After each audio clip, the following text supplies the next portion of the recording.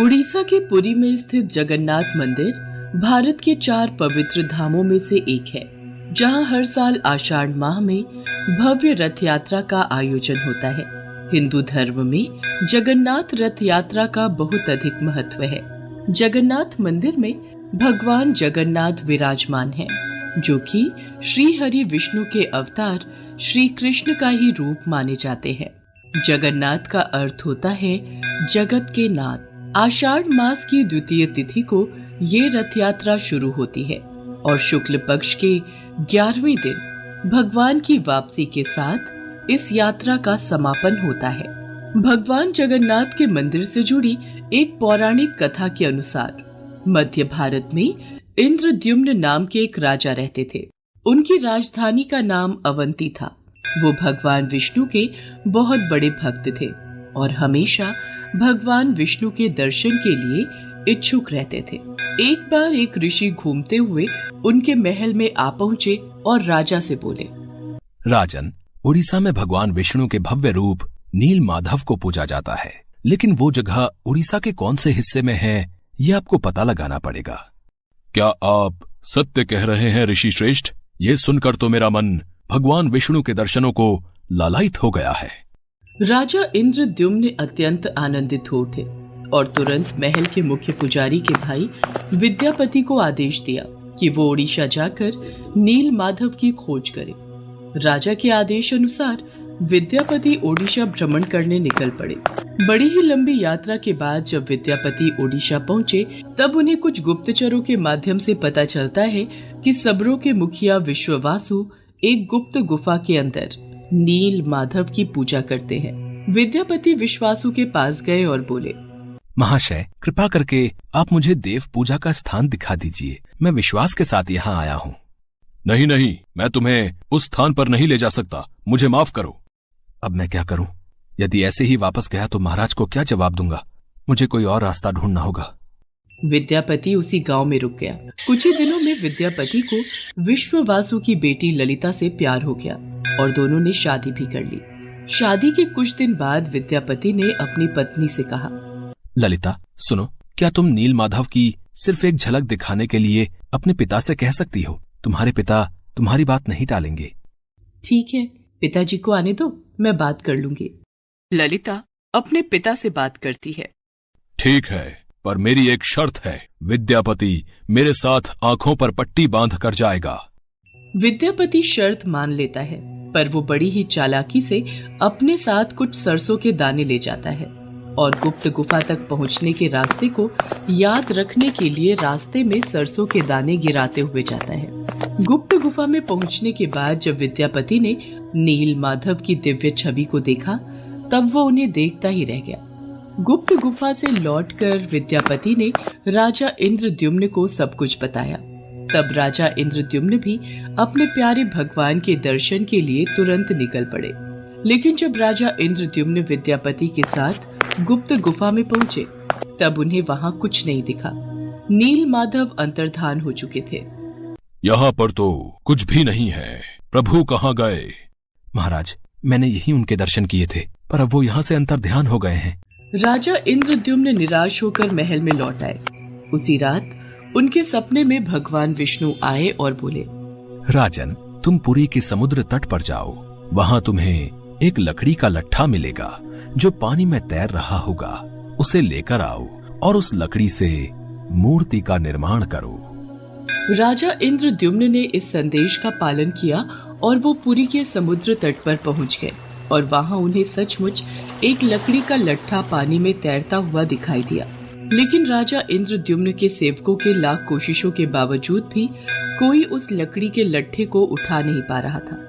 अंत में कबीले के सरदार विश्ववासु की सहायता से उस लकड़ी के लट्ठे को महल में लाया गया, परंतु उस लकड़ी के लट्ठे से कोई भी कारीगर नील माधव की छवि तराश नहीं पा रहे थे। महाराज, हमारे लिए ये कार्य करना असंभव है। हम इस लकड़ी के लट्ठे से कोई भी मूर्ति नहीं तराश पा रहे हैं। हमें क्षमा कीजिए। जब इस काम को करना नामुमकिन हो गया, तब भगवान विष्णु ने फिर से राजा के सपने में दर्शन दिए और कहा, राजन, तुम देवताओं के शिल्पकार विश्वकर्मा की आराधना करो, वो इस कार्य को अवश्य पूरा करेंगे। भगवान विष्णु के कहने पर राजा इंद्रद्युम्न ने देवताओं के शिल्पकार श्री विश्वकर्मा से प्रार्थना की। तब वो सबके समक्ष एक बूढ़े बढ़ई के रूप में प्रकट हुए और राजा इंद्रद्युम्न से बोले, राजन, मैं आपको विश्वास दिलाता हूँ कि मैं कुछ ही दिनों में तराश कर मूर्तियां तैयार कर दूंगा, लेकिन मेरी कुछ शर्तें हैं। जी प्रभु, बोलिए, मुझे आपकी सारी शर्तें मंजूर हैं। मैं भगवान श्री विष्णु की मूर्ति को 21 दिनों में बनाकर तैयार कर दूंगा, पर मैं ये कार्य अकेले में एक बंद कक्ष में रहकर करूंगा। अगर किसी ने भी मेरा कार्य पूरा होने से पहले कक्ष के द्वार को खोला तो मैं कार्य को अधूरा छोड़कर चला जाऊंगा।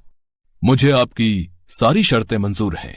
कृपा करके आप कार्य को आरंभ कीजिए। और फिर भगवान विश्वकर्मा ने कक्ष के द्वार बंद कर लिए और अपने कार्य में लग गए। लोगों को उस कमरे से सिर्फ आरी, छेनी और हथौड़ी इत्यादि की आवाजें सुनाई देती थी।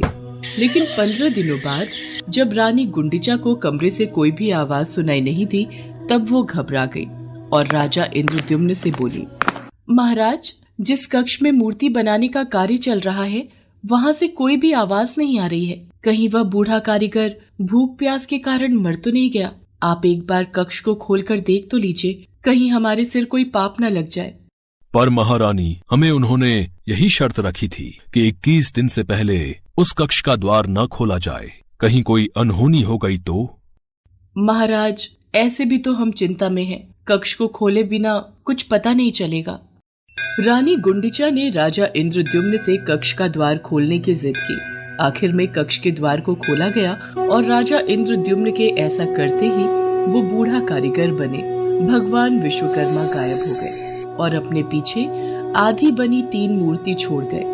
राजा इंद्रद्युम्न को इस बात से बहुत दुख पहुंचता है कि उन्होंने विश्वकर्मा की बात को नहीं माना और शर्त के नियम तोड़ दिए। इसी कारण प्रभु जगन्नाथ के हाथ और पांव आधे बने हुए हैं। राजा इंद्रद्युम्न ने उसी रूप में उन मूर्तियों की स्थापना की जो आज जगन्नाथ मंदिर के नाम से प्रसिद्ध है, जहां श्री कृष्ण भगवान जगन्नाथ के रूप में बड़े भाई बलराम और छोटी बहन सुभद्रा के साथ विराजमान है। प्रभु जगन्नाथ को भी बुखार होता है, उनको भी दवाई दी जाती है। कभी कभी वो ठीक हो जाते हैं, पर कभी कभी नहीं। उनका पुनर्जन्म होता है, जिसे नव कलेवर कहा जाता है, जो हर 8 साल, 12 साल और 19 साल में एक बार होता है। इन दिनों उड़ीसा सरकार पुरी में अंधकार का ऐलान करती है और कुछ खास पुजारी अपनी आंखों पर लाल कपड़ा और हाथों में लाल कपड़ा बांधकर पुरानी मूर्ति से कुछ रहस्यमयी चीज को निकालकर नई मूर्ति में लगा देते हैं, जिसे ब्रह्म पदार्थ कहा जाता है। ब्रह्म जो जीवन का प्रमाण देता है। जैसे प्रत्येक मनुष्य के शरीर में आत्मा होती है, उसी प्रकार प्रभु जगन्नाथ के शरीर में ब्रह्म या परमात्मा रहते हैं।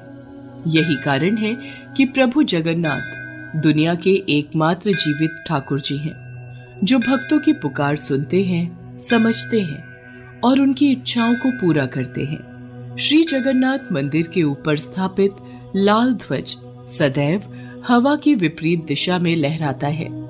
प्रतिदिन सायकाल मंदिर के ऊपर स्थापित ध्वज को मानव द्वारा उल्टा चढ़कर बदला जाता है। कहा जाता है कि जब श्री कृष्ण की मृत्यु हुई थी, तब एक बहेलिये ने ही उनका अंतिम संस्कार किया था, लेकिन उस वक्त श्री कृष्ण का दिल आग में जला नहीं था, जिस वजह से बहेलिये ने उस हृदय को लकड़ी के गुच्छे में बांधकर समुद्र में प्रवाहित कर दिया था, जो फिर बहते बहते पुरी के समुद्र तट पर पहुंचा और वहां से फिर राजा इंद्रद्युम्न ने उसे प्राप्त कर प्रभु जगन्नाथ की मूर्ति का निर्माण करवाया।